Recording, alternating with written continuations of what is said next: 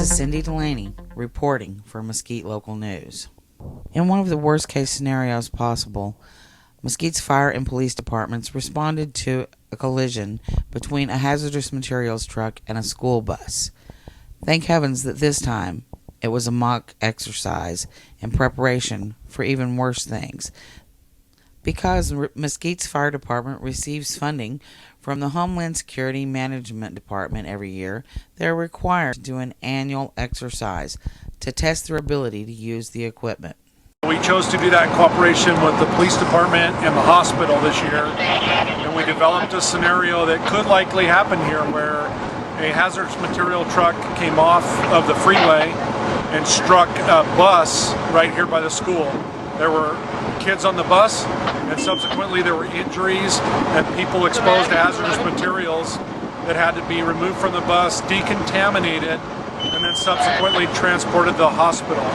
And so the hospitals were receiving somewhere between 12 and 13 patients, and then there were firefighters and police officers that were also exposed to the hazardous material.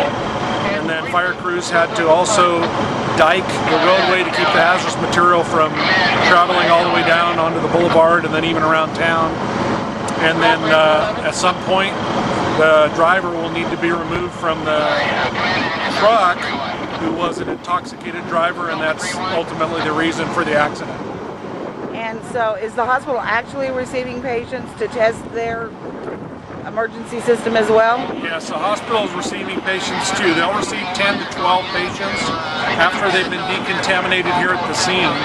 Some patients were taken there by private vehicles, so 2 individuals showed up there and were brought by an adult to the hospital that left the scene prior to decontamination.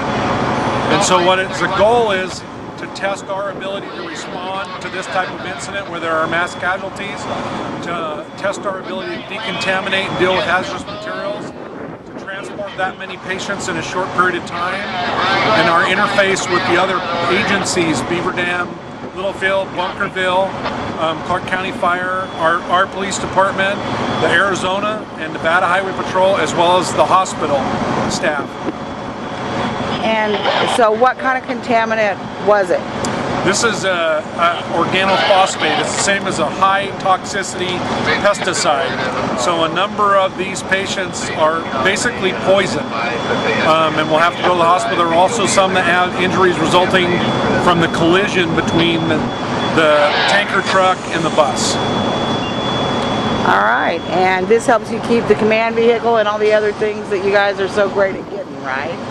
Helps us apply for grants and maintain that equipment. It also helps us test it, make sure that we know how to use it. You know, we're grateful we live in Mesquite, where we don't have a lot of these incidents like a large metropolitan area. But we do have a freeway that runs through here. There's somewhere between 10 and 12,000 trucks a day that come through here. Any one of them could go off the road, have a spill, and cause us to have to respond and work together with our fellow agencies and potentially the hospital if people are injured. So our goal is to be as efficient as we can and as good at it as we can if it should ever happen. That's what we do most of the time in the fire service, is train and prepare for the worst case scenario and hope for the best.